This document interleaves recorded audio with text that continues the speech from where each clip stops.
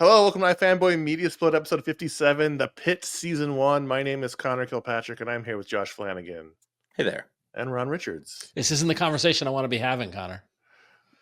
We should be having it on a rooftop. I don't want this show to ever end. I don't want to talk about the end of the Pitt season 1. I wanted it to just never end.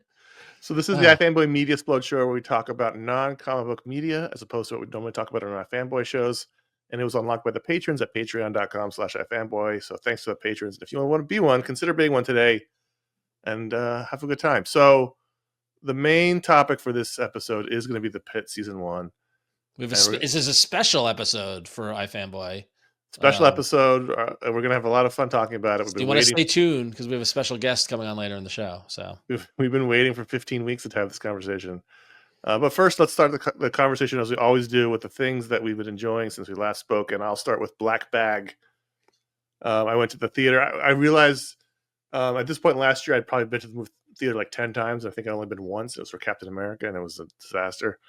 And so looked up, and Black Bag was playing Steven Soderbergh's new film. He's retired twice. I love that guy. Every few years he goes, I'm not making movies anymore, I'm retired. Then he comes, then he slinks back in and he makes another movie. So this was the movie that was the real stretch for Fassbender, right? Yeah. So first of all, I thought this was terrific. This and the running theme here, a lot of stuff. This was an hour and a half. Nice. Tight little spy caper that feels very much in the vein of more of the Ocean's 11 Soderbergh, in that it's very stylish. It's not quite as like crowd pleasing as those movies, but it's a very stylish film. Everybody looks great. Everyone's got great clothes. Everyone's got great apartments. And essentially it is the 7 people you see on the poster are the 7 people in the movie, basically. It's almost like a play about a mole. It's the tagline, it takes a spy to hunt a spy. It's about in the British security services, there's a mole, and Fassbender's character's got to find out who it is, and it's one of these people on the poster.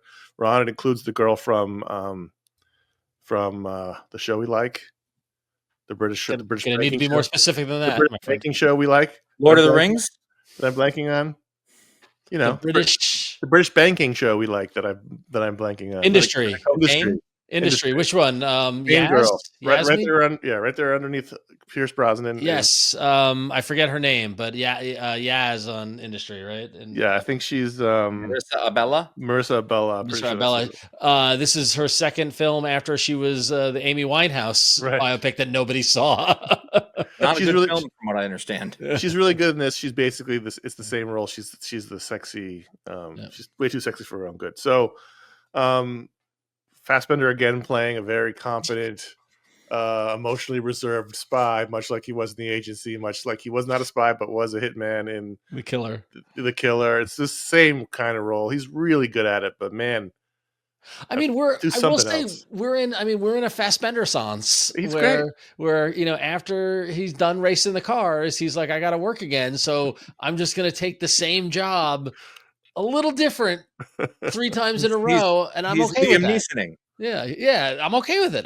Because I every time he's on screen, it's delightful. I love The Agency. You guys would both love this movie. It's a really nice, tight little spy thriller. Cate Blanchett's terrific in it. Everyone's really good in it. I wanted to see this, but I was absent that day, so I'm probably going to catch it when it's streaming, unfortunately, because it was not in theaters very long. So. Soderbergh's such a great filmmaker, and it sort of seems effortless, and it's a lot of fun. It should have had a longer theater run, to be honest. Absolutely, and people should be talking about it more. But it is what it is. This is the world we live in. Actually, this past week, Hacks came back season 4 on Max. It was a Max night on Thursday when we watched the end of the Pitt and then the beginning of Hacks. Just a terrific show. It's a terrific show. That it goes thematically with the next show we're going to talk about, in that it's Hollywood's favorite thing, which is a look at itself. And Jean Smart, the multiple Emmy Award winning role she's been playing, her character finally gets a late night talk show here, and it's just all a fucking disaster. And it's very good. It's very funny. It's very heartfelt. This one is a bit more unpleasant because the main characters hate each other right now, but just great, really funny, really specific LA jokes, and a nice companion piece to the one I really want to talk about, which is The Studio on Apple TV Plus, which I think is my favorite comedy on TV right now. We're only 4 episodes in at this point. Yeah, it's 4. I will give, before we talk specifically about the studio, you guys know I love the show on Apple TV Plus because it is, because it's the big question of what is Apple doing, and Tubi and other streaming services have a bigger audience base than they do and things like that. But I will give them credit of like Severance, Into the Studio, now quality level is great. Well, not even quality level, but it's not new. But it seems as if they've caught going something. from Severance to the studio to Friends and Neighbors with John Hamm, which just started the week that we're recording this, is that it seems as if they figured out how to string together not only high quality and stars, but actually getting attention. Whether or not it's actually going to translate to signups and bigger audience or not is the question, but it feels like there's some momentum at Apple TV Plus finally this year. No, he's not talking about quality, Josh. He's talking about from the business side there. It used to be the show would come out and then nothing would come out for 6 months. Now they're doing a better job of stringing together shows that people might want to watch, so you can stay on the platform. It's what Disney Plus and honestly HBO and HBO wrote the book on this. Game of Thrones would finish and Last of Us was immediately after it, right? Disney Plus does it. Just like this week, White Lotus finishes and now The Last of Us starts the next week. Exactly, yeah. Like a Marvel show would finish and a Star Wars show would start immediately after. Like you program it so you want to keep everyone going, and Apple TV Plus they would just throw stuff out, and then 6 months later Slow Horses will come out, 3 months later something else will come out. Now whether they've amassed enough of a library and a pipeline of stuff, or they've just wised up that, hey, we've got people with Severance, let's put our best thing after that and the best thing after that. But it just seems like there's some momentum. Whether or not it translates to viewers, we'll see, but that's more business side. Creative wise, studio really perplexed me, Connor, because I went into it just watching the first trailer and liking Seth Rogen, not knowing what it was going to be. And after 4 episodes, I'm like, oh, this is just Curb Your Enthusiasm in a movie studio environment. Kind of. It's a real love letter to It's a sitcom for sure, but it's a one and done sitcom. Like I thought, like after the first episode, the first episode was Seth Rogen getting the job as the movie studio head, and he's getting a movie off the ground. I wasn't sure if it was like we're gonna have a continuing storyline from episode to episode, but each episode, the name of the episode has been like the something. And each episode has been self-contained. There's been no through line. They're just little vignettes, right? And so it is very sitcom-y, and it reminds me of Curb Your Enthusiasm just in a studio environment. No, that's in that the format is Curb definitely had. It did. No, it did. But I mean, in terms of the cringe aspect and the situational comedy aspect, yeah. I mean, I don't know. I think only really the Oneer had the most cringy episode. The episode all about the one shot, which was done in a Oneer, but they all have the notes. I don't know. Possibly, but it's more. It's funny here because people here sort of derisively laugh because it's a love letter to a bygone era when they made movies in L.A. and the last episode was all about shooting on film, and none of these things really happen anymore. But it's very funny. It's full of A-list guest stars. Scorsese was great in the first episode playing himself. And it's really funny. It's also uncomfortable, but it's also experimental in a way. It's almost like a 70s movie done as a 2000s sitcom. The last episode was all about noir, so it became a noir story. And I think it's very creative. And they're taking a lot of broad swings by like in the Oneer episode, which was just a single shot, like the fact that they would talk about film techniques, like, oh, you can just cover up with whip pans, and they were doing whip pans in that scene, like, and that came up in the Noir episode as well, where they were cold, and so he needed stuff from wardrobe, so they gave him an overcoat and a hat, and he looked like it looked like Jack Nicholson in Chinatown, and they're referencing Chinatown throughout the whole episode, and so it's definitely tongue in cheek if you're into Hollywood. Oh, for sure. Right. Yeah. I think it's a great cast. Ike Barinholtz, Seth Rogen are the two main characters. Ike Barinholtz's dad was really funny in the last episode, I thought, as the projectionist. But it does feel it lives in this weird fantasy world that doesn't exist anymore. But it's incredibly entertaining. And people keep showing up. Bryan Cranston made a one scene great guest appearance in the first episode. Like, just it's filled with tons of great actors in it. Great Ron Howard. Ron Howard was terrific. Olivia Wilde was really good in the 4th episode. I just think it's really great. I think it's really funny, and I'm really enjoying it. Half-hour episodes too. Josh couldn't care less. No, I haven't watched any of those things. Actually, I told Lindsay to watch it, and she was like, "Do you want to watch it?" And I was just watch it. Let me know if I like it. And she watched the pilot, and I don't think I've checked in with her on it. I like that you have a screener. Well, she kind of wanted to, and I was like, all right, if you like it, I'll catch up and jump on with you. But they're short. It is nice that they're nice half-hour episodes. Like they are short, and I will say I do like the title. This is like our main thing. If media is not a well, there's too much of it, so the shorter the better. Well, it depends. No, it depends because there's some stuff that I want length for. Like there are some stuff that I want. Like I get excited that the length of the girth. But there is some stuff that I want it to be an hour. It's all about expectations. But there's some stuff where I'm like, oh great, this is a short one. Connor, I do like the 70s film stock credits, opening credits, closing credits, kind of graphic style treatment that they're doing in this. It is good. I can't imagine random person in Minnesota cares about the show at all. I mean, this is very much LA, New York. Action. But still, Catherine Hahn, great. I mean, I will say, having worked, in proximity to a movie studio, there are a lot of these portrayals are very recognizable of the people that they are, that they are parroting and the type of people that they are. And like Catherine Hahn's studio marketing person is very, she's done stuff in there. I'm like, I know several people who did or exactly like how that is. And it's like, speaks in meme. It's just, Catherine O'Hara is Amy Pascal. Yes. That's been well documented, but even in terms of just like the upstart creative, not upstart, but the young creative executive and the getting starstruck with Anthony Mackie and little things here and there are very, very true to the world in a very comedic. Apparently she's the focus of the next episode.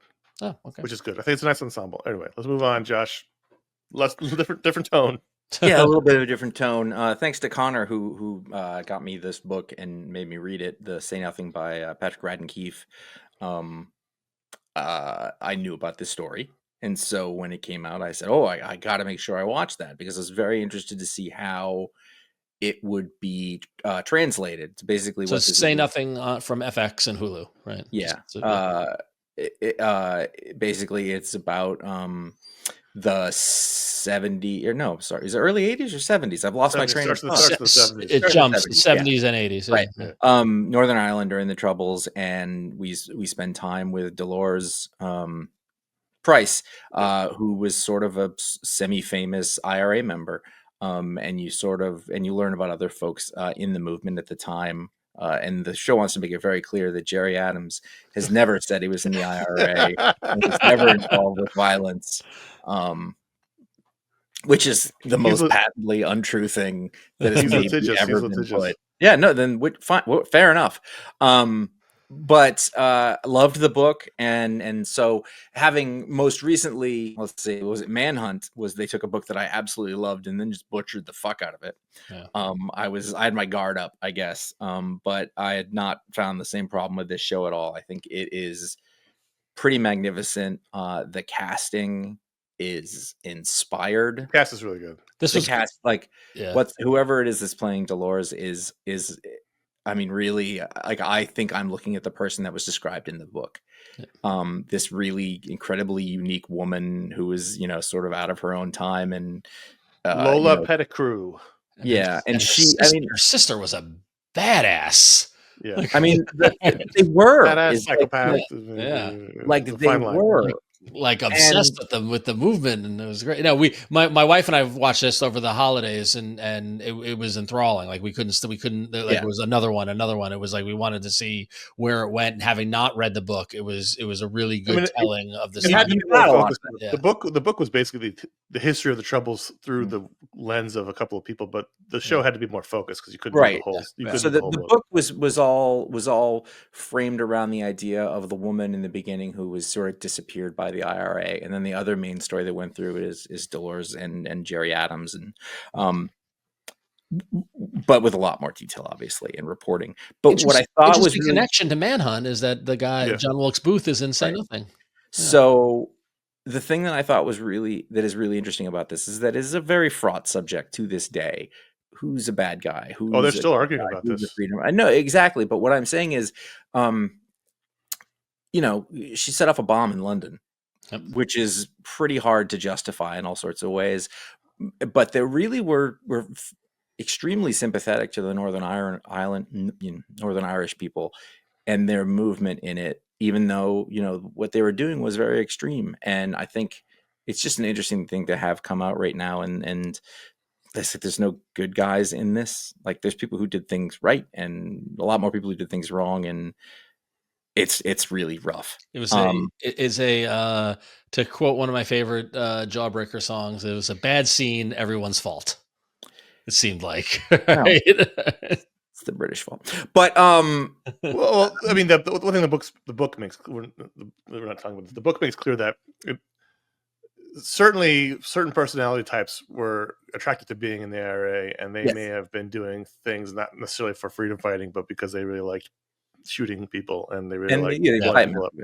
Yeah. But it makes for a lot of really interesting stories, like, to put it very plainly. Like there are so many in that book. There are so many stories where much we didn't make the show. That was got to be shitting me. About, but it's also in here, and there's a swagger and there's a charisma, and when they're on the hunger strike, that part of the book was extremely detailed, and and I thought, wow, this was really well shown, reproduced, and just like sort of what that was like, and harrowing. It's hard not to respect at least some part of the folks, even though the other things that are going on and everybody's names are really terrible all over the place. And in fact, it's the one thing that I think, like, it's, if you watch the show, it's like, wow, it's really terrible in Belfast at that point. And I was like, nah, it was worse than that. That was the only. They didn't. I don't think they really captured how oppressively awful it was, and how often bombs were going off, and how often people were being killed. Because at the end of the day, it was still a TV show with a budget, and even though they had a couple of scenes of rioting and like fire and stuff like that, you still it wasn't that. I don't know. I really like that. Yeah. I like the. This is tough. I like the aesthetic of England and Northern Ireland in that sort of late 70s. It's such a weird and interesting time. Yeah. And it's like kind of modern and kind of not, and what's going on is not something that you necessarily associate with the modern age in an English speaking world. And so it's such a disconnect with looking at it. Anyway, I think the show is fantastic. It is worth a watch. It's more worth it to read the book, but if you're going to do one of them, you could do a lot. I thought when they got older was interesting, because you just don't think about it, even in the book's sense. That was interesting how much their lives were changed by what they did as kids. Ron, were you surprised that Stephen Ray showed up in the book or in the show, in the story? Yeah, no, I was. Yeah, when and it was funny because when that happened, my wife didn't know who he was. I'm like, The Crying Game. And I was, I thought the show was fantastic. It was really, really good. There's a great use of Suede in later episodes. There's a great needle drop of Suede in there, which in the time the time jump definitely did get me, though, when it switched from young Dolores to old Dolores, because I was mad because Josh, to your point, the actress playing the young Dolores was awesome. Like, I don't want to leave her. Like, I want to see more of that time period, but and it's just sad to see what the impact of all that stuff had on the majority of those folks, and so except Jerry Adams. Yeah, exactly. Well, that's the way it's always the way, right? That person always skates through unscathed. Yeah, I got the guy they cast for that. I was like, holy shit. Yeah. I mean, really, I was like, I think that's him. Yeah. All right, let's move on. So I know there's been a lot of talk of it if you follow TV, and folks have probably heard about it, but we're going to talk about The Pitt later on, and hands down, I think The Pitt is the best TV show this year. But in the conversation of best TV shows for the year so far, Adolescence definitely is going to have to be up there. 4 episodes on Netflix. If you haven't heard about it, it is a harrowing watch. But what and some of the things that have been talked about it is, it's a oneer, as we were talking about with the studio, single camera, single shot for the entire episode across 4 episodes, which is really technically fascinating to watch, including there was one episode when they go through a window, which I'm not quite sure how they did that. Right. It was, technically kind of interesting. Horrible story about a 13-year-old boy who's involved in a violent crime and it tracks the story from the moment that the first episode he's arrested up until the fourth episode, which is about a year later. And you see the impact it has on him and his family, etc. What really got me, what I want to talk about here in this, and have either of you watched it? I watched it, yeah. Okay, yeah. What really got me about it was the fact that, much like the Pitt, but more so, Adolescence takes a storytelling device that I think is really interesting and not done much these days, in that you as the audience are receiving information the same time as the people you're watching. Right. So it's not like you go to another scene and what happened, and then you're going to go back and see one of the main characters find out that thing, and see their reaction to it. It's rather you're with them, you're in the room as stuff's happening and as information is developing. And so when the first episode starts and the police break down the house of the door of the house of the family, and they're there to arrest a 13-year-old for murder, you're left wondering, oh my God, why? And then through the first episode, the information kind of unfolds and you're reacting in the same way. And of course, your heart aligns with the parents and that there's no way the kid can do it, and then you're presented with evidence. And then as each episode goes through, that same, even though the lens and the perspective changes based off the characters that you're following, the second episode follows the detectives, the third episode follows a psychologist who interviews the kid, and then the fourth episode is following the parents. You're always traveling with those main characters. You as the camera is traveling with those main characters, learning information at the same time of them. And I just thought, as an audience member, it was absolutely enthralling. That said, we watched the first episode, and then the next day my wife was like, I'm out. I can't finish it. You can do it by yourself. It's too much. Because it was really, the first episode is especially if you're a parent, it's a rough watch. I thought that was the best one. Yeah. I mean, everyone's talking about the third episode is up there. Everyone's talking about it, and it was really good. But in terms of what I was most engaged with, I thought the first episode was the most engaging. It was a little bit like The Wire in that, like you said, every episode was a different aspect of their lives. So the first one was the crime. The second one was really about the school and the school culture. The third one was the psychology and the psychologist. The fourth was the fallout for the family. It's his parents and his sister. But I thought it was very, very good. I don't love it as much as everyone seems to be loving it. I feel like maybe because I felt like a little too short. I don't think we got like enough time with anyone. Yeah, I see that. Yeah, but it's British, and so like that's what we get from this. Stephen Graham. But from a technical standpoint, oh my God! Like I just listened to a podcast today where they interviewed the director and the DP about how they did it, and there was no cheating. It was all one shot. Yeah, they used drones. They used a small rig that they could hand through like Windows run. So like they took them 2 weeks to wire the first set for sound. The police, the cars, the house, and the station. It took them 2 weeks just to wire for sound, and then they would have to test everything. And they had to. One of the police vans was the production van.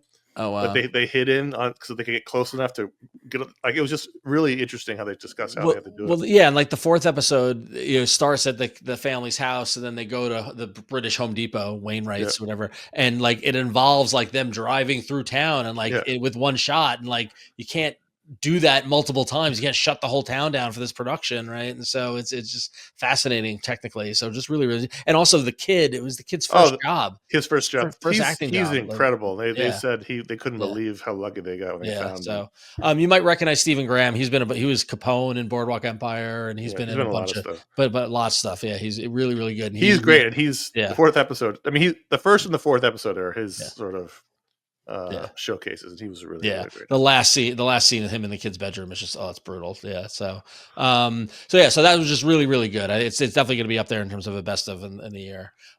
So in terms of the movie side of things, I got to share the experience of going to see the Minecraft movie twice. Twice. So I have two 6-year. For those who listening don't know, I have two 6-year-old children. I have twins. My son has been asking about the Minecraft movie since the first trailer came out last year, and we saw it in front of a movie. to give some background to it, he does not play Minecraft. He's aware of it than the aesthetics, and like it's one of the things that are out there. Kids wear the t-shirts, stuff like that. I think he's got one stuffed animal of like a dragon or something. I don't even know what it is. He's aware of it. Dragon. Yeah, he's an Ender Dragon. Yeah, but wanted to see it. Jack Black, all this sort of stuff. So I'm like, so my wife needed a break. I'm like, fine, I'll take him to the movies. Right. This is where I'm going to sound old. That's how he said it. Fine, fine. Hey, fine. Why don't you go have a spa day or whatever? Yeah. So I'm like, fine, I'll take him. So this is where I'm going to sound old because I don't know anything about Minecraft other than just, again, the aesthetic, the creepers and the face and whatever. And through our lives, this job at iFanboy and what we do and everything, we have been privy to, and I've been privy in my life to lots of fandom gatherings, reacting to an audience, reacting to things that they love, whether it's been years of Marvel movies or years of DC movies, although not good, although the Batman movies, years of Star Wars movies, also not good, years of, just Scott Pilgrim. Remember the seeing Scott Pilgrim in San Diego? Remember that, right? So many music, bands reuniting and being in the room and like having so much energy. And like, there's something truly, and like what fuels what we do, what the three of us do, and what so many of our contemporaries do is that shared love of something that when we all gather in a room and you could feel that love and that appreciation.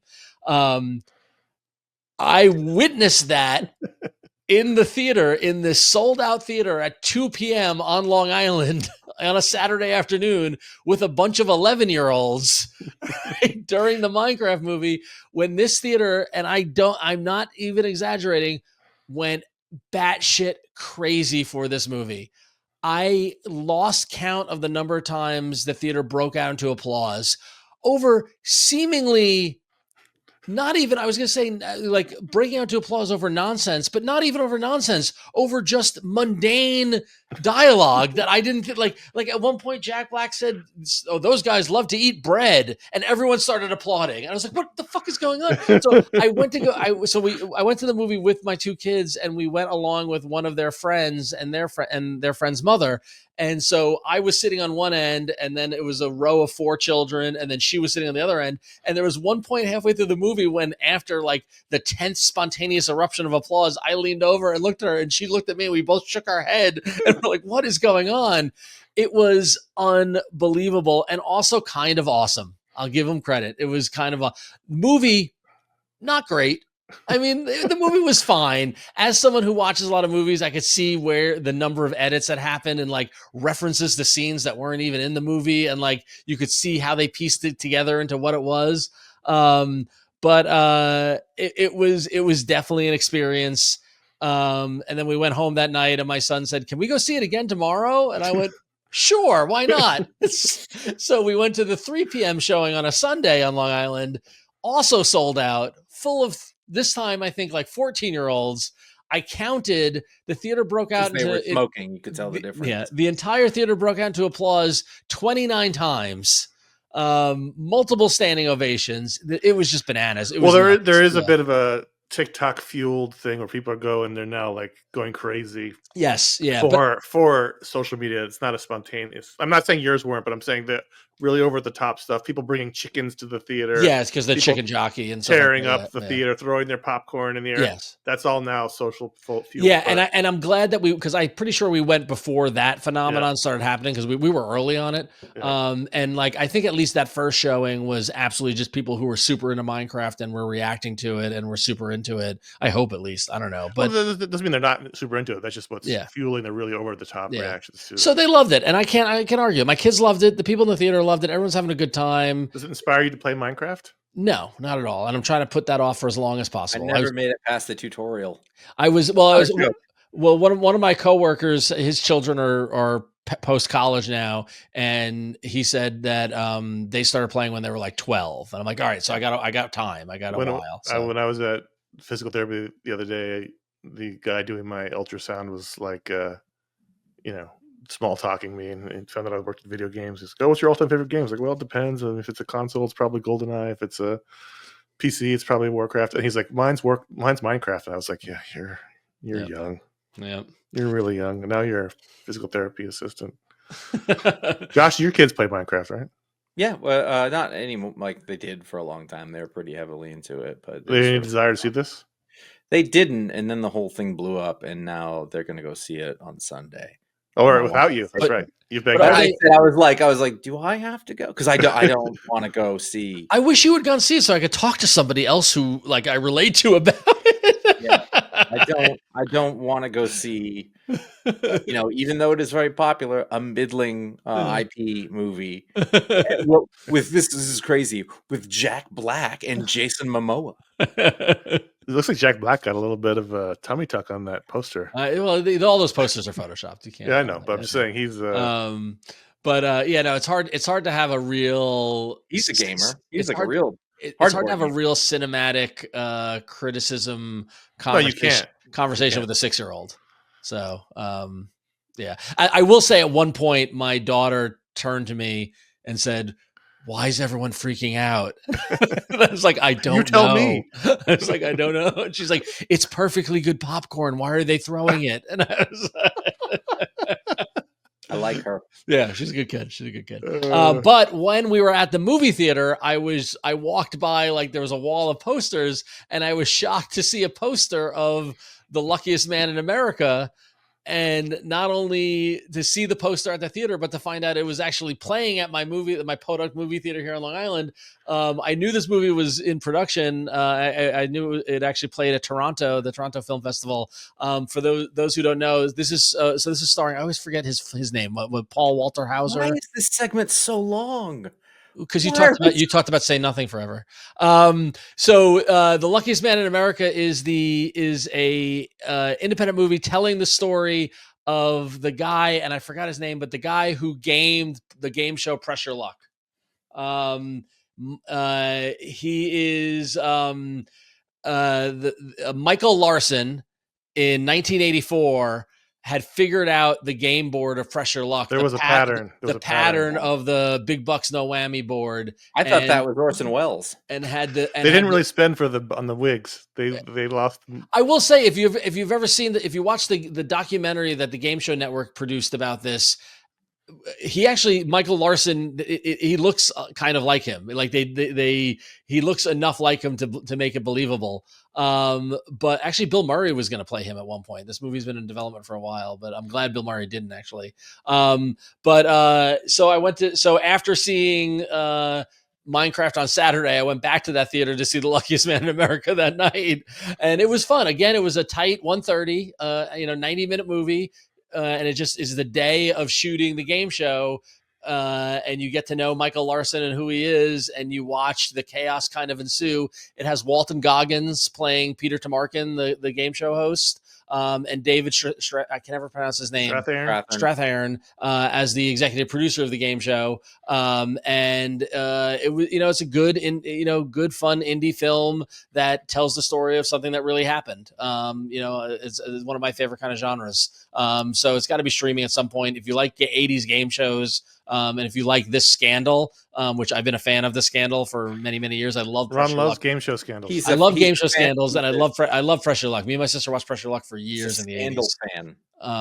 Fan. Luckiest Man in America, strongly recommend it. So, all right, well there you go. Those are the movies or TV shows we enjoyed since we last talked. We got to take a quick break. When we come back, a new segment I'm very, very excited for. Let's go see. All right, so let's introduce the new segment. I'm so excited. It's called Broadway Corner. Finally, it just took 20 years. I don't see it repeating soon. Probably not. We found our way to the great. We found our way to the Great White Way. No, I think we found ourselves, both Josh and I, at different times in the great metropolitan city of New York City to go to Broadway shows. Very close. Very close. It was within weeks, within days of each other. Yeah. So I guess I'll go first. So when it was announced that George Clooney was going to star in Good Night and Good Luck on Broadway, I said to my wife, I'm like, oh, we got to go to that. Right. So got tickets as soon as they went on sale. And it not only was it on Broadway, but it was at the legendary Winter Garden Theater for those of you who grew up in New York City know that this is the legendary theater that Cats was performed in which is going to lead us to our one important question at the end of this, I'll wait. Okay. So this is the stage adaptation written by George Clooney and Grant Heslov of the film that George Clooney and Grant Heslov wrote, that Clooney directed it, right? It's the best film they ever made, Yeah, Clooney directed, and David mentioned aforementioned David Strathairn starred in the titular role of the Goodnight and Gluck. Not titular. I know. His name's not as Edward R. Murrow, depicting the 1950s McCarthy era Edward R. Murrow standing the eponymous role, standing up to Joseph McCarthy on CBS News television. The whole show was about an hour 40 minutes with no intermission for those of you who go to Broadway to keep track. So it was a tight 140, no break. The set was really, really cool. It was really engaging. What they did was they built the TV studio on the stage. So in the back of it, you had kind of the control room and all that sort of stuff. In the back corner, you had a news desk. And then in the front of it, you had kind of a meeting room where the writer room was, and then you had the set where Edward R. Murrow did his newscast from, and those pieces would slide in and out, and then on the edge of the stage, and then hanging from the balcony were TV screens. And so every time Edward R. Murrow or CBS was live with a TV broadcast, the TVs lit up and showed you the broadcast that was happening on stage. So they had a camera on stage on George Clooney as Edward R. Murrow doing the broadcast, and you looked and you saw it in black and white and scratchy and all that sort of stuff. And it was really cool that they had the commercials leading into it, right? The archive commercials. And it was kind of neat in that it really brought you to that moment. They had a really nice element of music from the period. They had a band up they had a second floor of the studio, and they had a band up there, and they had a really talented singer singing kind of jazzy, kind of 1950s. Well, that was in the film. They had scene breaks with that in the film. Exactly. So they carried that over to the stage. So that was really, really good. Now that said, if you didn't see the movie, I don't know how, and you don't know the story, I don't know how well this carried over. That's the one thing I questioned about it, because it kind of felt like I don't know what the running time in the movie was. And Connor, you probably have that on hand, or you could pull it up. I can look it up, yeah. But it definitely felt like the movie on fast forward, if that makes sense. And I know personally, I filled in a lot of the blanks from what I knew of both the movie and from the film was only an hour and a half, so it's 10 minutes interesting. Longer. All right, yeah. Well, and there was didn't have commercials, and there was a couple of there was like the plot line of the couple that was secretly married that Robert Downey Jr. in the film, that wasn't allowed at CBS, that like didn't really work on stage for whatever reason. Like it was kind of just kind of randomly in there. Like if it had been a little more tighter focused on Murrow and the conflict or whatever, I think it would have worked a little better.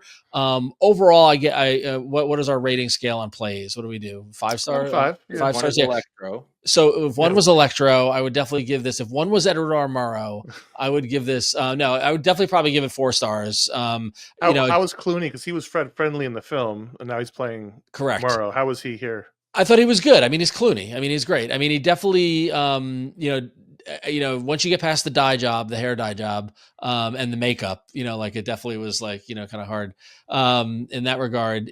He had a swagger. He wasn't doing a Strathairn impression. He was making it his own. He was stoic in that Murrow kind of way. And I'll give him credit. He can smoke a cigarette on stage, man. There was a debonair air to him as he had those conversations. Move. Clark Gregg, big fan of Clark Gregg, was in the production. He was fantastic as the other broadcaster who commits suicide later in the show. Spoiler. He was very, very good. But yeah, overall it was an enjoyable night at the theater. Love television, love history of television, love history of news. Love the movie. So it was great to see it kind of bridged over, and I got to be in the same room as George Clooney. So I can check that off the list. So did I tell you guys when I was in the same room as George Clooney? Yes. Yeah, you were in the urinal next to him. Yeah, that's right. I saw him in the bathroom. I was like, why do I know that guy? And he nodded at me, and then I was like, George Clooney. The smile. His it was just so out of context. I wasn't like, hey, there's George Clooney at the urinal, but I knew now that like his Hesloff and his production office was on the same floor that my office was at the time. So what was your question? You were going to wait till the end to ask. Was it better than Cats? You're muted, Ron. Ron. Wow. I never actually saw Cats, so I don't know if I can actually answer that. So I mean, there's no way to know. There's no way to know, really. It's fairly certain it's better than Cats. I would say it's better than Cats. I don't know. All I know about Cats is that damn commercial that for some reason ran at 3:30 on Channel 11 when we were watching cartoons. Cats now and forever. Now and forever. Because back then, instead of asking to go to the Minecraft movie, kids were like, "You should take us to Cats." All right, Josh, you were in town. Yeah, I however many months ago, there was the story that they were going to produce Glengarry Glen Ross on Broadway, and it was going to star Kieran Culkin, Bob Odenkirk, Bill Burr, and Michael McKean. Great Michael McKean. I mean, like they're all great. And I looked at it and I was like, that's the first play I've ever really, really wanted to go to. I'm glad you went. I would really love to see that. Well, you didn't go when you lived there, really, right? No, I had no money when I lived there. I mean, you can get cheap tickets there, but I don't know. All I knew was it was really expensive to go to shows, and I wasn't really paying attention to it. But I happened to be looking at Bill Burr's Instagram, and they put up a pre-sale, and so we actually saw previews. I didn't know what that was, but we saw it because after we saw it, they were like, and now it's opening. I was like, yeah, I saw same thing. Good night, good luck. Like a week later, they're like the opening night. I was like, but I saw it already. I don't know how Broadway works, everyone. I'm sorry. So I got 2 great tickets at not cheap, but not like this was a big mistake amount. Yep. And certainly compared to I think what people are probably paying now. Pretty good. And I just sort of bought them. And I went in, I was like, Lindsay, I just bought tickets to this, and she was very excited. And it just so happened that I had tickets to go see a show with Ron in New York the night before that. So we made a weekend out of it, and it was excellent. So having never been to a Broadway play before, I've seen Hamilton in Boston, but that's like a musical. It's a different kind of deal.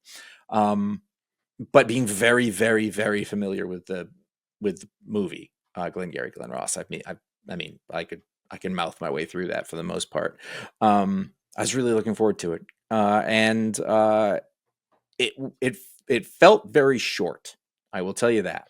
So if we're talking about tight, it was I think 45 minutes intermission, 45 minutes. There's basically 3 scenes, 2 sets, but I'm not complaining about that because really it's about 3 hours worth of words. So there's a lot of words, and I thought it was amazing. It ended and I was like, oh my God, that was really special that I got to see that thing, because if only person up there was Michael McKean, I was like, he's a legend. I love Michael McKean. And Bob Odenkirk is a legend, and Kieran Culkin, just won a goddamn Oscar, and that's not even it though. But every review he said he's the weak link in it. I was getting to that, and I think it's bullshit. And I saw that and it's weird to me that every single review is like, well, Kieran Culkin was miscast, and it always read to me like Kieran Culkin is not Al Pacino. It's like, well, no shit, because he has Gen Z or millennial energy, whatever it is. But I didn't think that watching it. What I thought watching it was like, oh, he's bringing his thing to it, but it wasn't like I was watching Kieran Culkin, because he wasn't being Roman Roy. I thought it was fantastic, and you would watch. I've never seen somebody these are actors, and you're watching them just commit to something that's just so full of words, and it exists in my head in a certain way. Like, I know how Al Pacino says all those words, and I thought it was amazing. Like, you're watching this person do that craft and see how they perform. I thought, if anything, Odenkirk took me a little while to sort of get into him as Shelley Levine. And after a while, I was like, okay, there's the sadness and the desperation when he had more and more to do and he got more hyped up. Bill Burr was fucking amazing. He was kind of just Bill Burr, and he was perfectly cast, but he was the wild card because he's an actor, but he's not a Broadway actor. You know what I mean? He's been in a shocking amount of movies and TV. But he was Moss, who was Ed Harris. Yeah, Ed Harris's character from the movie. He's very angry. There's a really wonderful scene.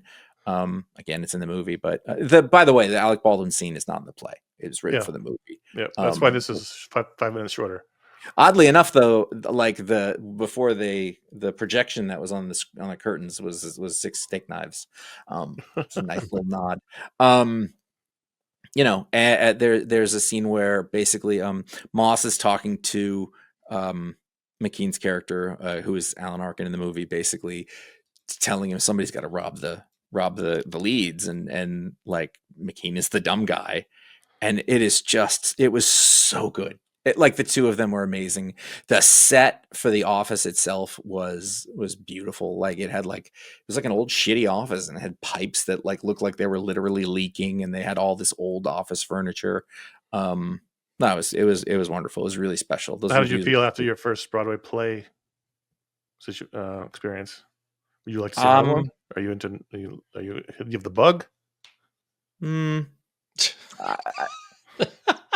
No, I mean, like in a way, like speaks for it right there, volumes.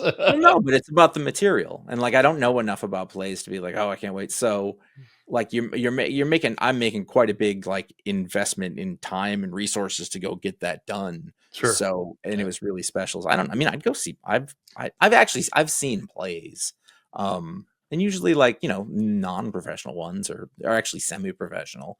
They were okay. They were fine. You know what I mean? I was blown away here, but you're talking about the best, most talented sort of actors doing the best words, that there could be. So it's a tough bar to clear.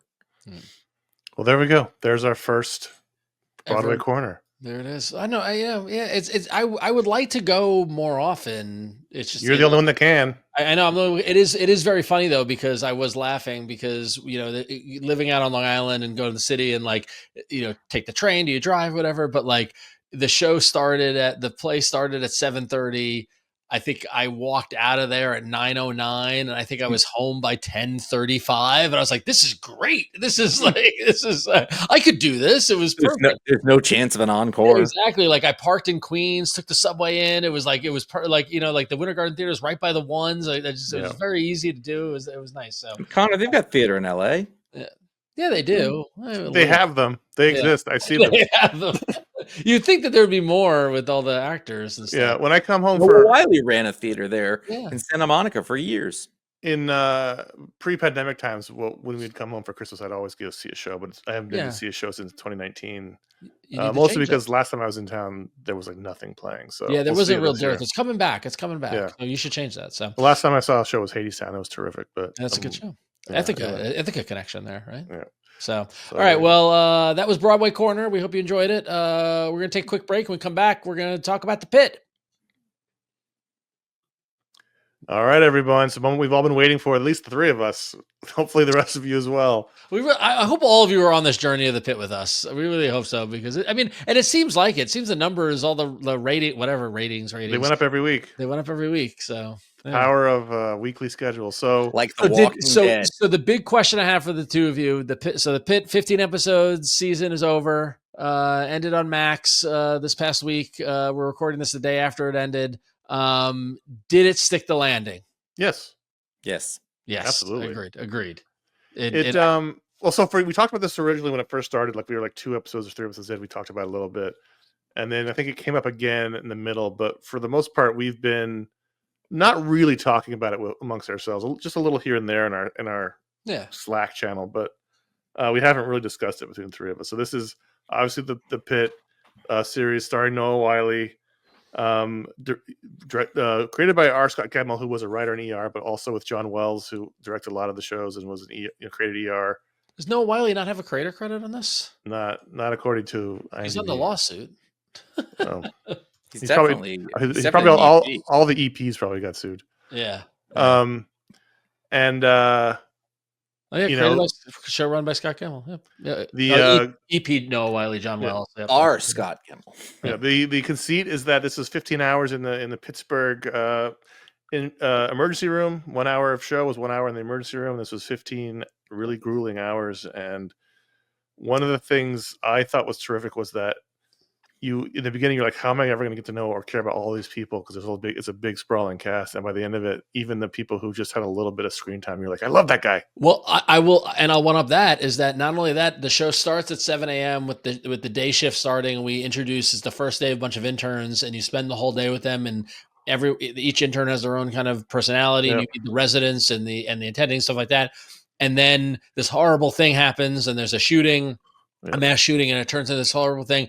And subtly what happens is that the night shift also shows up, and this crazy thing happened in the last 4 episodes where the night shift shows up, they get through the shooting, and the night shift just continues on, and they introduce a whole new cast. Right. And by the end of the show, I'm like, I said in the last episode, I want more Dr. Shen. Yeah. He's awesome. Who's that lady? She's cool. They were able to seamlessly introduce new characters at the end of the season, and give you very little to go on, and have you get as engaged with them as you were with the rest of the cast that you've been with for 15 hours already. Like that is unique. That is very good. One of the ways to do that, I think, was that you could tell that the characters you already knew, like Robbie, had a relationship with him and respect. Yeah. So that sort of, it's like your friend brings his good friend over and you really like him already. So, but again, this comes from network television veterans of prestige shows. Like, they're good at that.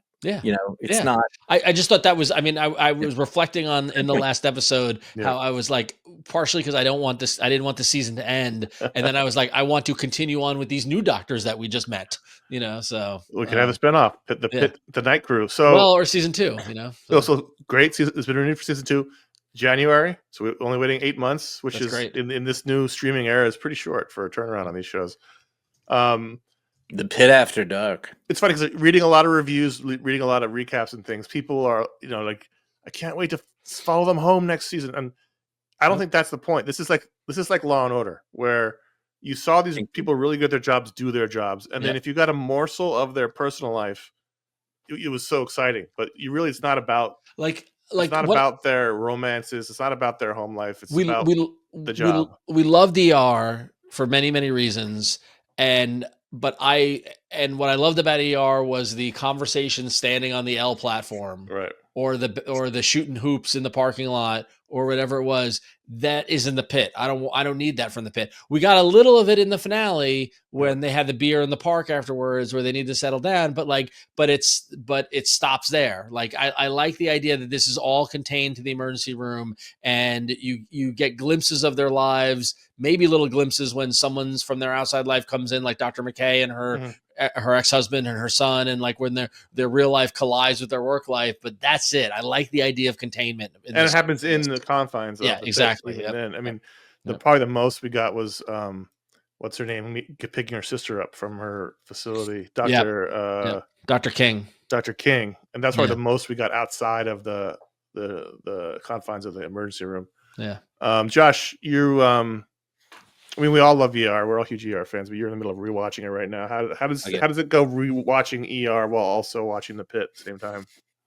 Well, you kind of, there's very obvious differences, the real-time thing, the sort of graphic nature of it. But every once in a while when I'm watching the lighting, there will be a TV thing that happens, that's an ER thing where fork in the nose, kind of just like there's a TV moment where they're sort of doing a gag for you, or I'm trying to think of examples of it.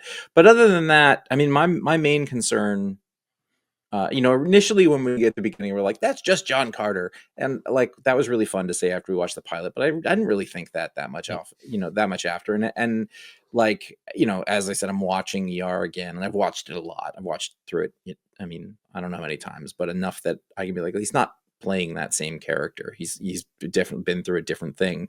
Now he can bank on if you're an ER fan, Noah Wyle can bank on the sort of relationship that you have with him as a face in a role in that place. And so all of a sudden he brings with him all of the experience and gravitas of the time that you spent with him. But the fact is that cannot be the case for this gigantic audience that this show has now, to have that sort of familiarity with a show that's that old. And so that's really more about the actor and the writing than it is about like the nostalgia that brought people in at the beginning. But this growth over weeks and weeks and weeks, that is not that. It's Is the performance. It's the and the thing is there's something. I mean, because we've been ER fans, we've known it, but like continued on. Like I loved Falling Skies, the sci-fi show that Noah Wyle did. I watched a couple of the Librarian that he did here and there, but like I'm a self-subscribed Noah Wyle fan because there's something in the way that he does it, and I don't know what it is. But like, there was a scene in the finale when he was yelling at Langdon and he reacted, and the way he reacts, the way he works with other actors, and like it's just it's something so great and calming and settling, but also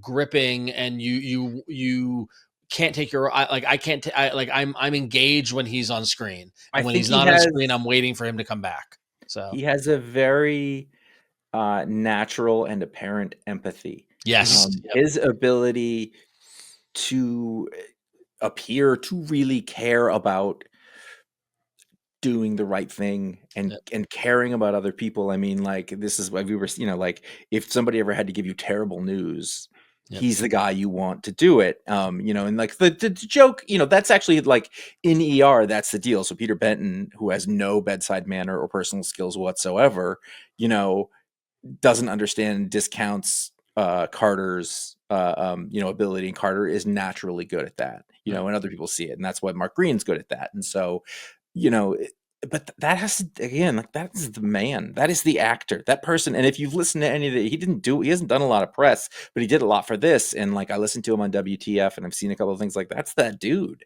That's who he is. Very much so. I mean, he could be an eccentric weirdo, but I get the sense that, in a sense, they probably are a little bit. But I know. But this was his set. He seems genuine. He seems pretty. He apparently banned cell phones. He started a lending library. He made everybody talk about what they were reading all the time.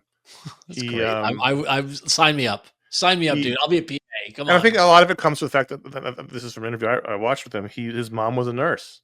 Mm-hmm. Yeah. And so he has a lot of empathy for the profession. And I think one of the main themes of the show is the grand toll, the emotional toll this job has, and especially since COVID. And I see, he's great. Dr. Robbie's great, but he's not without faults. And everyone, there's a lot of people like deifying the character, like he's putting ready to put a halo over him and getting mad at him for being mad at McKay. But like one of the things I think the show did really well was show that there's multiple sides to every character, right? So he comes across as the perfect man ever, but he's got a bit of a temper. Yeah, he's a bit of a jerk to McKay. I mean, what he did to the dad of the measles patient kid when he took him into the morgue, like that. I'm like, oh, that was like it worked though. But also like Santos comes in and she's the most headstrong jerk ever. Lumberg came in on Saturday. She's the most headstrong, jerky, annoying med student, but by the end of it, she's much more interesting and well-rounded. And same thing with Ron's favorite, Langdon, who in the beginning is like Captain America, right? He can do every procedure. He's perfect until we find out he's not perfect. Everyone has got, by the time you get to the end of the show, everyone is basically much more interesting than you thought they were. It's a brave thing to do with Langdon is that, here's your spoilers, I guess, or whatever. But he's sort of revealed to be abusing drugs because he had become hooked on painkillers, and all of his reaction, like, you want to like him, you want to trust him, but all of his reactions are those of a junkie. Yep. He points it all back. Well, what about you? And it was that moment, that argument in the ambulance bay when he's arguing, when he's begging Noah Wyle to just your fault, not my fault. Show some leniency on him, and it's not going in his way, and he turned it on him. And Noah Wile's reaction to that was so, like, the tilt of the head and you're just doing it, like you're like it was. But think about he didn't have to say anything. You knew what he was thinking. It was. This is where the audience's history comes in. That was Carter. Yeah. Carter was a drug addict. But everyone knows that. But yeah, no, I'm saying, but that's where you can bring another element to it if you were a GGR fan. Yeah. But I was getting the point of that being that just to finish the thought, the characters were great and they were much more interesting by the end, and even if they were interesting in the beginning, they got more interesting by the end. But they could, a lot of network shows, this is the difference. Like, this has the bones and the DNA of a network prestige, but more dicks would try to soften that ending for that character and have him look at him and be like, well, you know what, you can, like just something to give you some hope for something, but they didn't. They went, nope, this is actually the thing. It was a harder choice. Yes and no. He basically says you can come back. You just have to do these things. Right, and he's not going to because right. But I'm saying, like, Carter had to do it. Carter did the same thing. He was peeing in a cup every other episode by the end of there. It's possible. I mean, I don't know. Who knows what they'll do, but there's certainly a path back for him. But the character didn't accept it. He completely rejected it and lashed out. And I think the character wasn't given a chance to redeem himself there, which I think is an interesting choice. That's the real time aspect of it. We talked about this early on about how, on ER, again, we all love ER. It's one of our favorite shows collectively, but you would get a case would come in the beginning and it would be over by the end. Whereas here, a case lasts for 15 episodes or lasts for 4 episodes. So you really kind of live with it. He can't jump ahead to acceptance because it's happening now. Yeah. Well, I think when? Just now. I think the one thing that I was worried about at the beginning of it is this real-time format, because it can get gimmicky. If you're not careful, it can hamstring you if you're not careful. Well, and that's the concern for future seasons. Is that I think they throw it out because how do you stop Noah Wyle from becoming Jack Bauer of the ER? Yeah, they have to, because they said that season 2 is going to take place over a weekend, and unless the show is 48 episodes, it's going to be. Hold on, let's hear them out. I'm fine with that. It might kill Noah Wyle, but I'd be great with that too. Yeah, because the thing is, with a 15 episode arc or 20 episode arc, you can span multiple shifts, right? And so so the show can start with Noah Wyle wrapping up his shift and he's gone for 10 episodes. That'll make us upset, but they're not going to do that. So but all in all, they towed the balance, and Connor, I thought it was great, of introducing, and you're spot on, introducing new characters, making you make immediate judgments when you meet them, and then learn more about them and find out your judgments were wrong, and have them develop over the span of one day, and learn more about them for better or for worse. They Santos, who rubbed everyone the wrong way and was real annoying, gets vindication. She was right over Langdon and is still being annoying, but then gave her a hero moment at the end of the season, twice, with saving the suicide attempt, and then also being, helping out what's his face Whitaker, who doesn't have a home, right? But giving him a spare room, he's showing a bit of compassion there. They make you fall in love with the charge nurse, only to get heartbroken by what happened to her, and then leave you hanging with the, is she going to come back or not question. When she started taking the pictures off her desk, I was like, oh my God, you're killing me. I gotta say, I saw there's been a heavy social media push for this show all of a sudden, where I feel like I'm seeing a lot of them, but there's a clip of her talking out of character, and I was shocked that she's not really that person. I really in my head, I had convinced myself that they had gone to Pittsburgh and found a nurse, a real Yinzer. Because a lot of the actors, they said in the background, are real doctors and nurses, and some of the nurse, I assume it's not her, but some of the people playing nurses are actual nurses. They did a really, this has been widely aside from the nurses though, but when she left and she put on that jean jacket, I went, of course. That was the end. Talk about great costuming, right? Everybody at the end put on a jacket that was perfect for their character. Yes. Billy Vivit's daughter, she had her army jacket on from the grunge era, and so speaking of that, how great! So Dr. Abbott, who we met in the first episode on the rooftop, oh man, and then comes in like the cavalry during the mass shooting. He was great. And on top of everything, turns out to be this fantastic bolstering behind Dr. Robbie Senior, kind of backstop, kind of helping him out and stuff like that. And in the costuming, as they leave, he puts on his backpack, and it's that modern army, pixelated, kind of desert camouflage. And I said to Carrie, I'm like, oh, he's ex-military. Well, you kept saying he did all this stuff in the, then they go to the park and he takes his leg off and he turns out he's missing a limb. And it's and it all snaps into place. I thought they orchestrated Abbott so well, where I'm like, I want to see more with this guy too. There wasn't enough of him in the show. The casting was great. Everybody, what I think is fascinating is that every character, in the speech that Dr. Robbie gave in the last episode, is that every character performed to to the top level of their potential in the mass casualty incident and save lives, stuff like that. And it really feels like every actor performed to the height of their potential in terms of what they can do, and gave such an amazing performance that I just never wanted to end. And they did a great job of bringing, people like Noah Wyle, people who you kind of recognize, and then mostly people you've never seen before. Yep. So you can really imprint on those characters as being real, because you're not bringing any baggage from all the other Netflix show they were on. Yeah. And they may have been on other shows, I just haven't seen them. But for the most part, I'd say 80% of this cast, I'd never seen anything before. Yeah. Or at least didn't register it. And I think that was really great. I mean, other than like Santos and the guy you just talked about, and a few other people. But I can't. I mean, I only knew Santos from Star Trek, and it was such a different role. There wasn't anything like that. The Abbott, I recognize him, but I can't tell you what I recognize him from. So Brad Dourif, so good. I mean, it shows up, and I go, before he said anything, I was like, "Is that?" And they cut. He's in the other room, and I was like, and I heard his voice. I was like, "It is." So I was hoping Bryan Cranston was going to show up later, but no. I didn't. Oh well. That was a fantastic and low-key Brad Dourif cameo. Terrific with his daughter. Yeah, so good. I mean, it's funny because in the beginning we were so excited for 15 episodes. In the first month or so, I felt like, man, this is gonna be going forever. And then all of a sudden it was over, and it's just been a great however many weeks, however many months. 15 weeks. 15 weeks. 3 months. 3 months. Yeah. We've talked about this, but like the idea that every time I watch the show, I'm aware of how long the show is. I know how story works. Oh, yeah. I know this and this and this.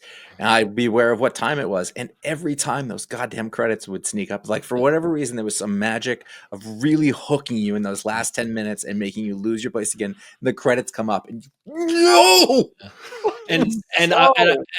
I'll tell you what, like, and I know it's hard not to refer back to ER, and it's funny because the day of the finale, me and my wife and my sister, my brother-in-law were texting about it, and somebody said, it's like, oh, will Noah Wyle set the tone? And I said, I don't think legally he's allowed to.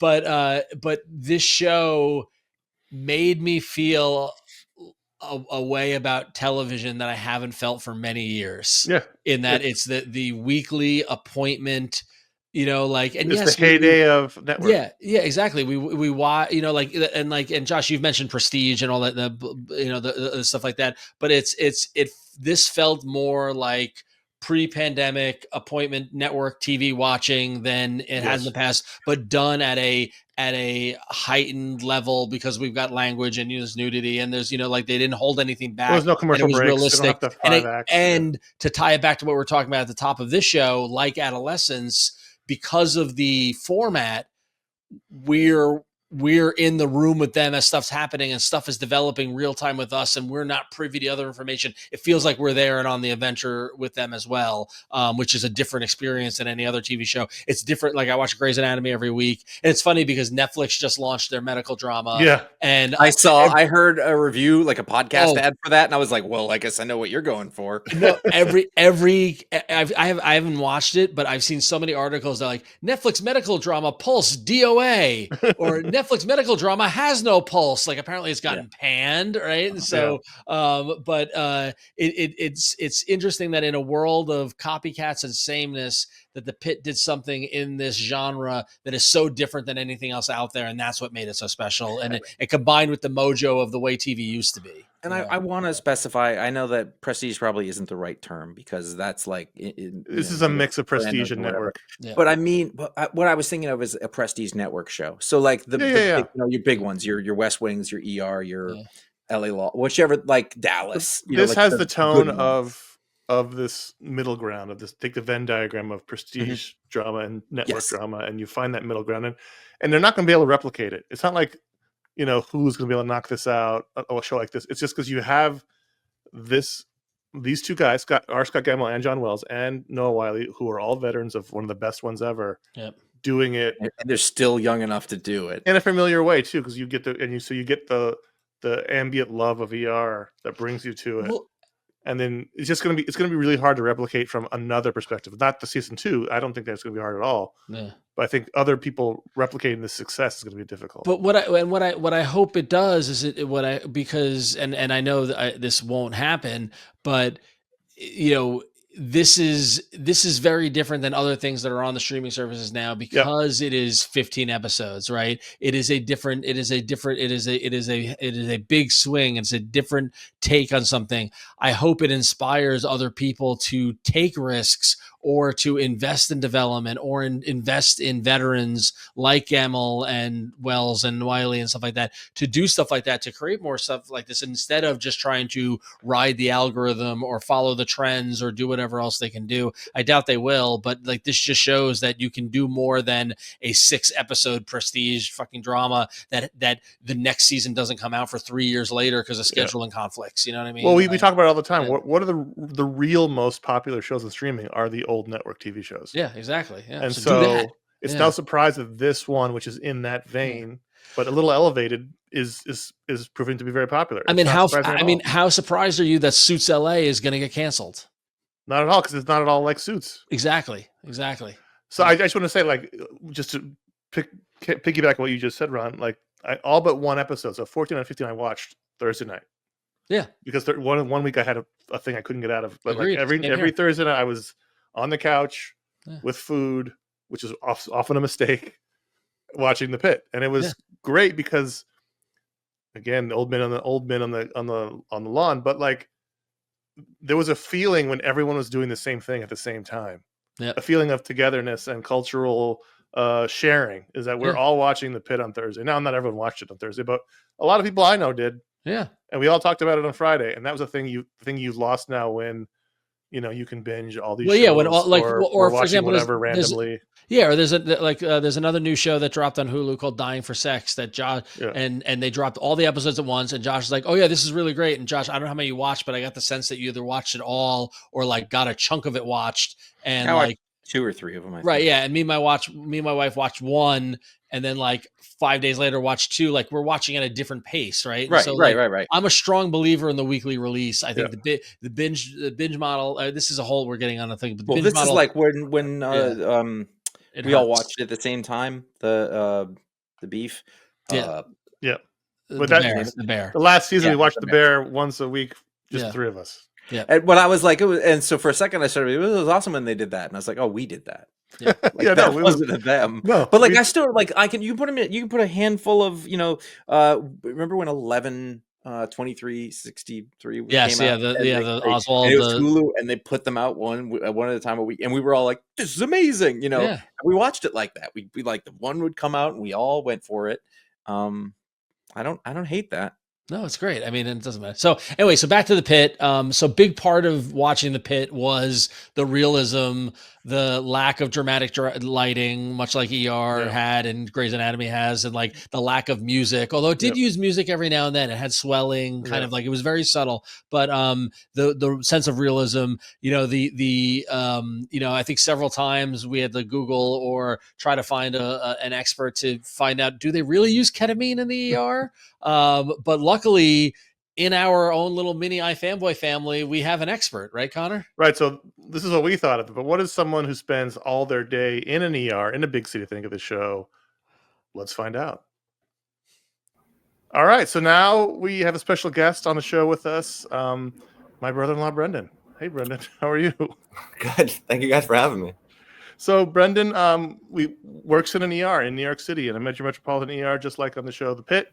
And it's funny because I don't remember when it was exactly, but a couple of episodes into the season, I started getting texts from your wife, my sister, with your live reactions to the show. Yeah. And they're pretty funny. And I sent them to Josh and Ron, and we were like, oh, we should have them on the show to talk about it, because it is interesting as someone who spends. So what is your schedule like first when you're working in the ER? So 3 shifts a week, usually 12-hour shifts, which usually turn into 13-hour shifts. So I'm in the hospital 3 days a week usually. Have you ever had to go 15 like on the show? The longest I've done was a 22-hour shift during a snowstorm. So I feel inadequate as a man, Josh. So all I felt was sort of tired by proxy.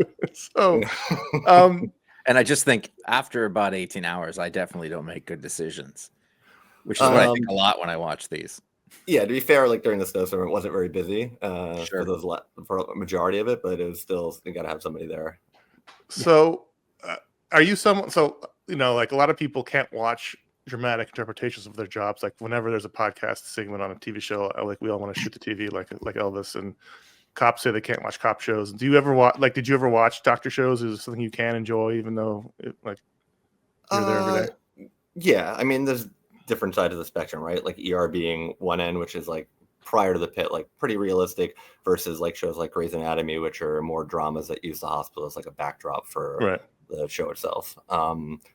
Growing up, I watched ER. I'm sure you guys watched it too. It's funny because my father also was a PA in the ER. When I grew up watching it, he'd sit in front of the TV and point out everything that was wrong, and I'd just like roll my eyes and be like, "Oh, just let me watch the show." And then when my wife showed me the trailer for this, I'm like, A, do I want to watch it? And B, like, if I do, like, I'm gonna try and be good. And like within a minute of watching the show, I immediately couldn't control myself. I had to point out every little thing that was wrong.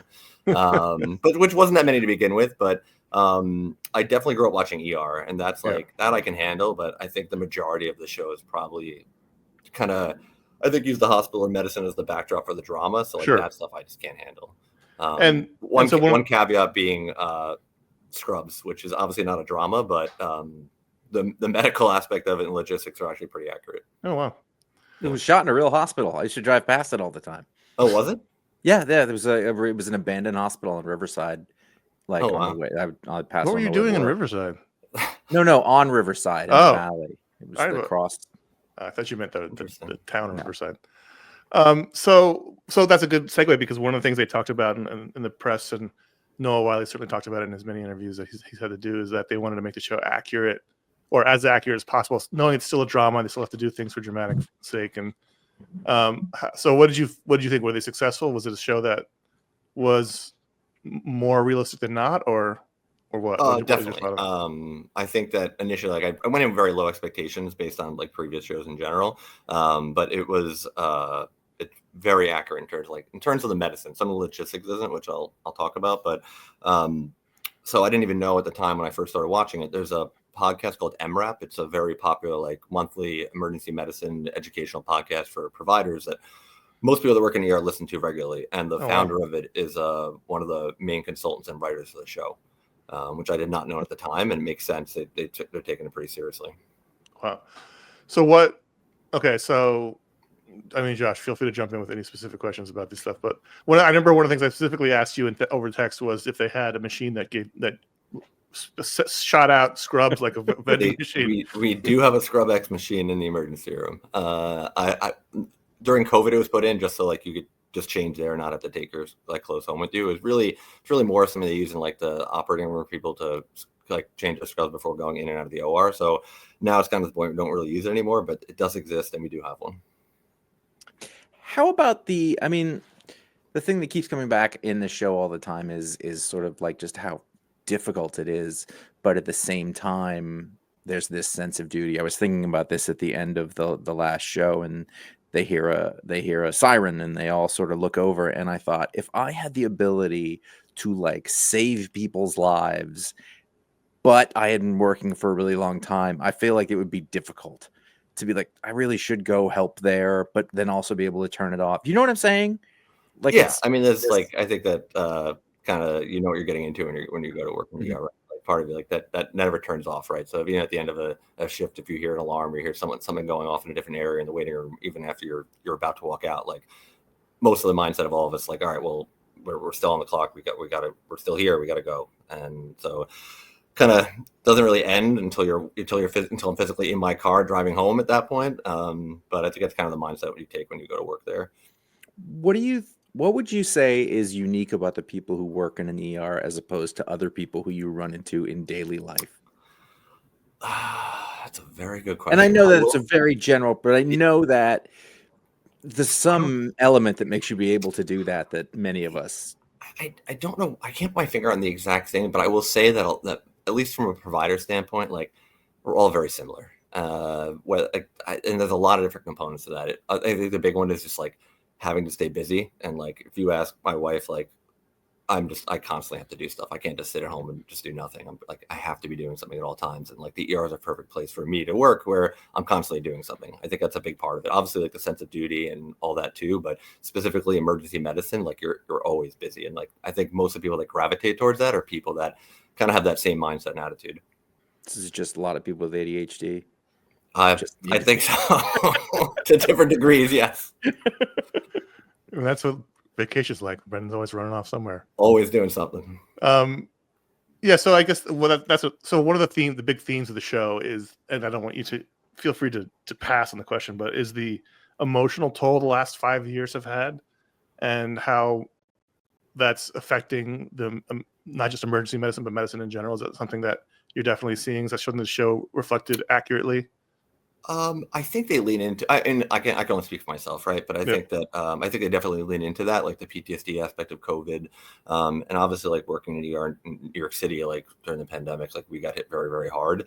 I mean, me personally, I think I can compartmentalize that pretty well, so it doesn't really affect me as much. But there's definitely like a lot of people who I'd worked with, who I enjoy spending time with, from whether it be a provider, a doctor, a PA, a nurse, who they don't work in the ER anymore specifically because of that. Like they just couldn't handle anymore after, and it was years later when like, I can't come back to this area where I dealt with this during that time. So it's definitely there.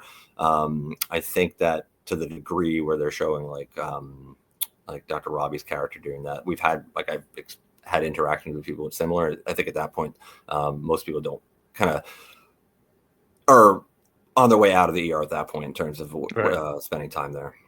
Or the charge nurse, right? Yeah, same thing. But I mean, again, like we got hit pretty hard. There's definitely an emotional toll that comes with that. And everyone, I guess, handles it a little differently. So let's talk about some of the fun stuff now. So what did you really like about the show? What did you see that was really, really surprisingly accurate? Like who were your favorite characters that you thought were reflective of people that you've worked with, or the type of people you've worked with?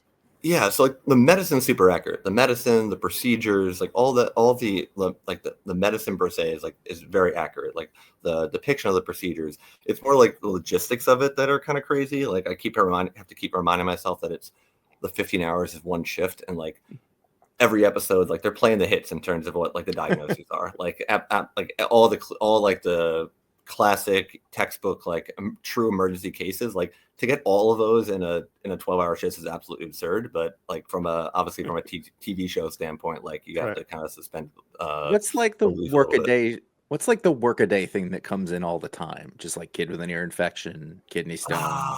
You get a lot of just chronic pain in areas that's been going on for a very long time, years, months. And I've gotten to the point where I just stop asking people, like, why didn't you go to your regular doctor for this? Because they don't really give me a good answer, and I'm usually disappointed. So it's a lot of chronic stuff that people come to the ER for, mainly because they don't have anywhere else to go. But I mean, we do get the good stuff too. But obviously, from a show standpoint, nobody wants to see the majority of what we see in the ED. So it's not like you get a car accident and then followed by a shooting, followed by the measles, followed by a fork in the nose. Every one of those diagnoses that have been in the show, for the most part, I've seen one way or another over the course of 14 years. But in one day, that would be absolutely insane. And do you have so tired? Do you have a fork in the nose situation? It doesn't have to be a fork in the nose. I can't say I've seen a fork in the nose. Okay, but something that was like, oh my god, you have to see what's going on in there. Oh yeah, like, I had give me some a foreign body somewhere that shouldn't be where it was, and it was the talk of the town for the day. Has that happened? That's just like the once or twice. That's not like, oh, we get a thing. No, it happens more than you think. Okay, that's what I mean. That's what I want to. I don't want to think it, but I do think it, and I'm glad that that's true. But Connor, from what I do want to say from a realist standpoint, other than the medicine, like the minutia is like they're really good. You get like the drunk guy that only wants one type of sandwich. I saw that, I was like, okay, they know what they're doing, because that's what it's like working. Well, there. So apparently, I mean, I've been watching a bunch of Noah Wyle interviews and reading them, and so apparently a lot of the people in the background were actual hospital employees, a lot of real nurses in the background, and yeah, he even said that some of the actors who were playing nurses were actual nurses. I gotta think it's the people that weren't speaking that very much are probably the ones that we're talking about. The indie rock guy, the punk rock nurse, and the punk rock. I looked at him and I was like, "That's a punk rock guy," and I looked him up, and it turns out he was in a band, and then he was a nurse, and now he's an actor and a nurse, and I was like, "That's fascinating." So one of the nurses on the show I used to work with at my hospital. Oh, no kidding. Which one? And Jordan, like the brown hair guy with like the clear rim glasses, with the beard. Oh, interesting. Younger. He was on a lot towards to the back half of the show, and I knew he had moved to LA right after COVID, and then I just kind of forgot about it, and then like moved to LA, I saw him in the background in an episode. I was like, and I went on social media. I was like, oh my god, yeah. So I worked with him for like 5 years before he left to go to LA. That's amazing. Yeah. But I remember one of the things you told me via Cot was that like things like the student doctors wouldn't be involved in those kind of procedures or things like that. So one of the things that stood out for you. That's like the logistical aspect of it, right? Like obviously from a drama standpoint, you have to have these characters and their character arcs and like kind of get them into the show. But having like a third year, fourth year medical student, like maybe on their first day, like at the end of the day, they'll be lucky to be allowed to breathe on a patient. But like prior to that, like talking to people, doing procedures is like, it's crazy. But I think the whole time whenever Santos did anything, I was like, no. Even the intern, the second year resident, like a lot of the procedural stuff, like they are not doing that stuff at their level. But again, you gotta suspend disbelief a little bit. Is it also true that something else I read that real compressions are much more violent than on TV? Yeah, most of the time, if you're doing them right, usually you'll someone who's older, you'll crack a rib or two. And was there a machine doing a compression at one point? We have those in the emergency room too. Just because it takes away the human error a little bit and allows everyone to be focusing on the other stuff, where they're giving medications or doing pulse checks. So we actually use them very often. Let me ask this: as a person who's watched ER a lot and I'm still watching it.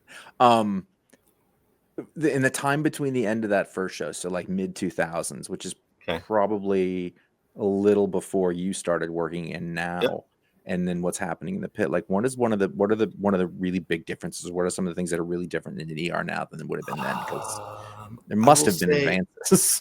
Yeah, I mean, one of the big ones is, and like it's like a common trope, is like that everyone in the ER loves to use ultrasounds for everything. We use ultrasounds for everything.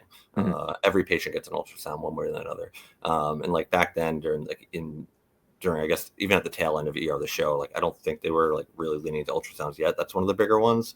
A lot of the procedures like the jelly. One of the ones specifically you'll see a lot in like ER and even in the pit is like when you're intubating someone, putting like the tube down to help them breathe. Mm-hmm. Like the old school ER in the show, they would just use like what we call the direct laryngoscope, where you're just like looking. And now we use a video assisted one to look on a screen while we're doing it. So and they had that on the pit. We use them all. We use those. I noticed we use those all the time now. So that's one of the more kind of technological advancements we've had, I guess. Do you do a lot? Are there a lot of intubations in a day? Because according according to the show, there is. But, according to the show, it's constant. It's every 5 minutes. Yeah, not that many. ER too. ER people. Yeah. Not so many. Well, I guess 'cause it's so dramatic, right? So if someone can't breathe, you're putting something down their throat. It's a very visceral thing. So when you're watching this, are you able to relax and enjoy it? Or are you starting to get like tics, No, it's very. I honestly didn't think I was going to enjoy it. I thought I was going to just like kind of roll my eyes and try not to complain the whole time we watched it. But I don't know. I enjoyed it. I thought it was good. It was fun. Talk about it as a dramatic experience, away from the minutia of it. Did you like as a show? Did you like it? Who were your characters you liked? I think that one of the reasons I liked it so much is like just like. Not even from a medical standpoint, but more from just like a personality standpoint. Like, oh, like that person's that like this person that I work with in the hospital, or like a lot of like the personalities and like who I associate myself with, or who like my colleagues that I work with, like that person reminds me of this person. There's a lot of that, which is kind of interesting because I can't say I've ever watched a show before where I've like, I guess ER, but it's a little different because I was younger when I watched it, where like I'm just like it's so close to what I do, where it's kind of strange, to be honest. Were there any PAs on the show? I couldn't remember. No. Yeah, I thought that was wrong. I'll hold my rant for that for a different day. There's a lot now, like in real life. That's fun.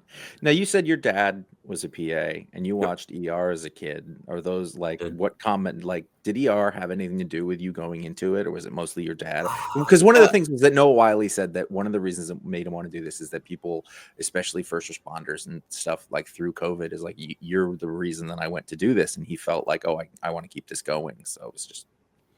Yeah, I mean, it was definitely mostly my dad, like just like seeing what he doesn't want to hear this if you're like, no, it's the show him, or like just like, I mean, listen, my house was a medical clinic growing up. People from the neighborhood every single day someone would be bringing their kid over, or someone would come over with some kind of injury. So like people were in and out of my house like in the emergency room every other day. I definitely I can't say that ER didn't have a factor into that too. Like I grew up watching, like that was one of the few shows. I wasn't a big TV guy, but like I watched every single week. I watched ER. That was my show. So when my wife first showed me the trailer, I was like, oh no, like are they gonna ruin this, or is this gonna be good? And it was definitely the latter. So we should probably define this for people who don't know. So a PA is a physician's assistant, and what is your role compared to like a doctor, nurse, or everyone else in the ER? So it's what we call like an advanced care provider, so like an ACP. I mean, separate schooling, it's a little shortened compared to a doctor. We work with the doctor in most cases. Specifically me at the hospital I work in, we have a lot of autonomy, so I'm pretty much seeing my own patients on my own and working them up and discharging them without a lot of help. Every place is different in terms of how much like autonomy PA has, but most of the time they work with the doctors from a provider standpoint. And so on our way, sort of way of wrapping up. So who are your three favorite characters in the show? Who did you enjoy the most watching? It could be because they were, love to hate them, or because you really thought they were accurate. Or that's a very good question. I mean, Dr. Robbie definitely. I think I just love Noah Wiley in general, and like getting to spend any more time with Dr. Carter, like I'm always going to take. Actually, they're not allowed to agree to that. That is not You are not going to get sued by the Crichton estate.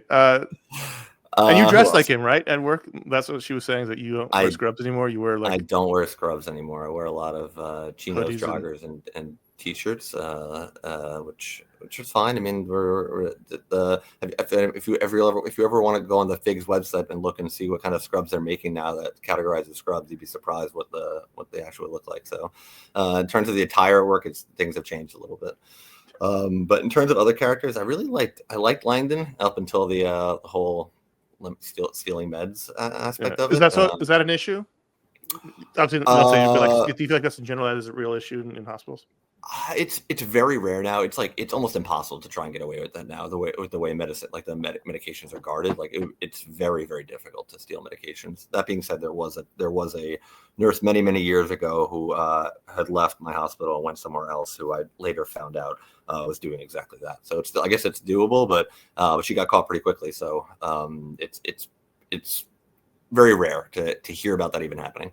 I liked him a lot, and I hope well, I don't know. We were actually debating this last night, my wife and I, about whether or not he can come back, because he was given sort of like, you could have done this the right way and come back, but you didn't, and now you're screwed. So I'm really curious to see if they bring him back. I thought about that for a long time afterwards, from from a logistical standpoint, like if that happened in real life, what the situation would be.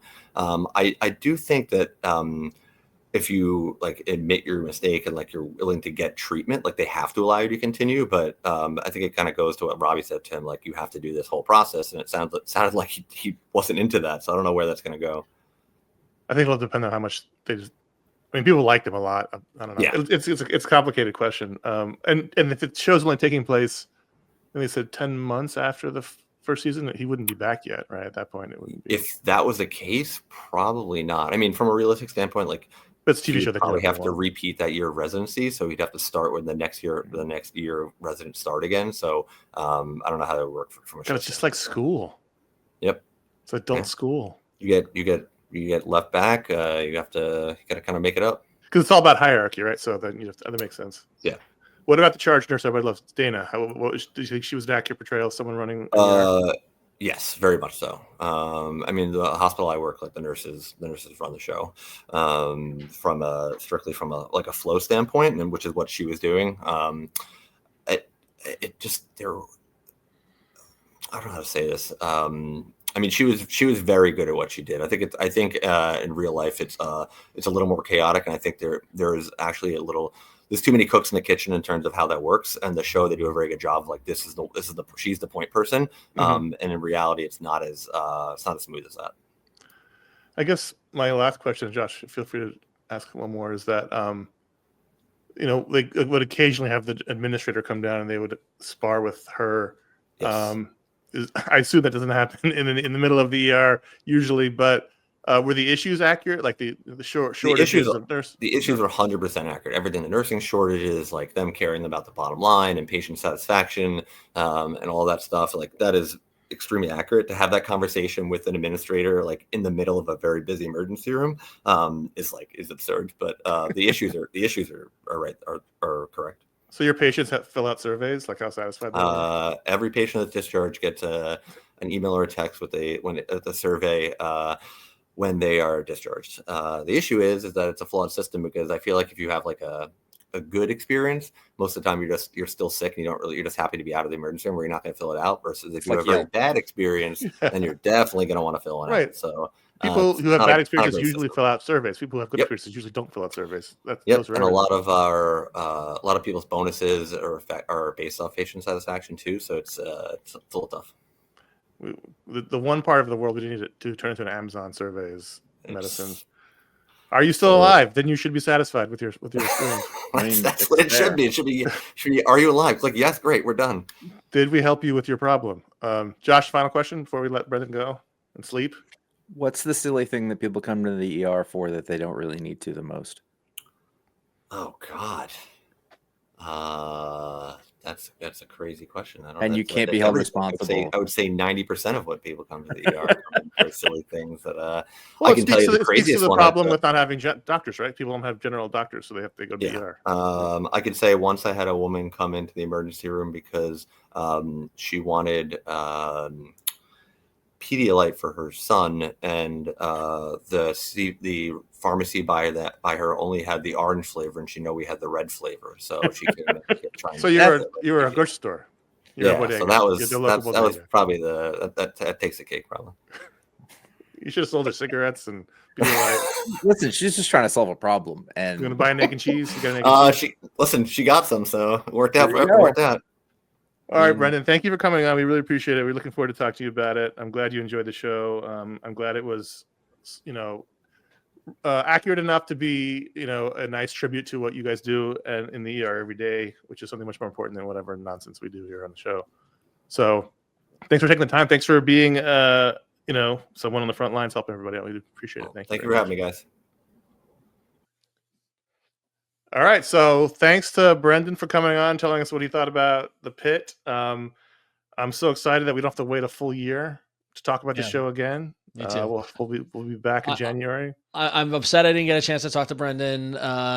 He's a great guy, and of course we want to thank him for everything he does day in and day out for the community. I mean, I laugh sometimes because people, on the soccer field of my kids' games, like, oh, what do you do? And we try to explain what we do. And it is so cliche now. And they're the real heroes, to be honest. And Noah Wiley did the Pitt to put spotlight on people like the episode about the guy who trained all the ER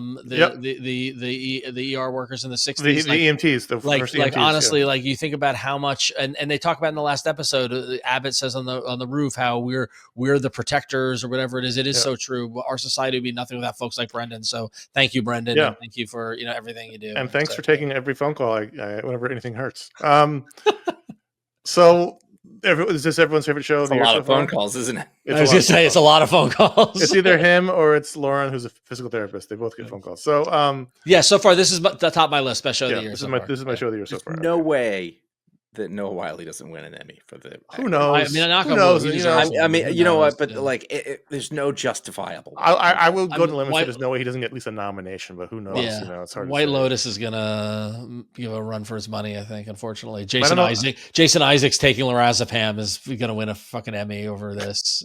We'll see. So this is the Pitt. So we'll be back next month with more shows. In the meantime, you can go to iFanboy.com. That's where. Josh and I and special guests will talk about new comic books. We have all kinds of shows there, a whole network of suites of shows. We have our Mediasplode shows, which you're watching right now, listening to. We have our Booksplode show, our Talksplode show, our special edition shows. Ron, Tell us about your shows. Yeah, and if you are into technology, specifically smartphones and things like that, check out AndroidFaithful.com, another podcast I do every Tuesday. We live stream every Tuesday night at 8 p.m. Eastern over on the Daily Tech News Show YouTube and Twitch channel, where we're talking about the latest Android phones. We also talk a little bit about iOS and everything else out there, foldables, tablets, you name it, anything going on at Google. Google I/O is coming up in May. That's always a big time of the year. So if you're into technology, check it out. It's a fun time. It's a funny show. We talk about weird stuff. And if you're into pinball, check out scorebit.io. We got an app where you can track your pinball scores. We got really cool, exciting stuff coming from the world of Scorebit. You can go check that out. It's coming, more new, exciting stuff's coming this summer. So stay tuned. All right, that's it for this week's show, this month's show, actually. My name is Connor, and Josh, you set the vibe. We'll say it that way so I don't get sued. I'm Ron. No, it has nothing to do. I forgot that he was even in a show before. I don't even know. I'll testify if I need to.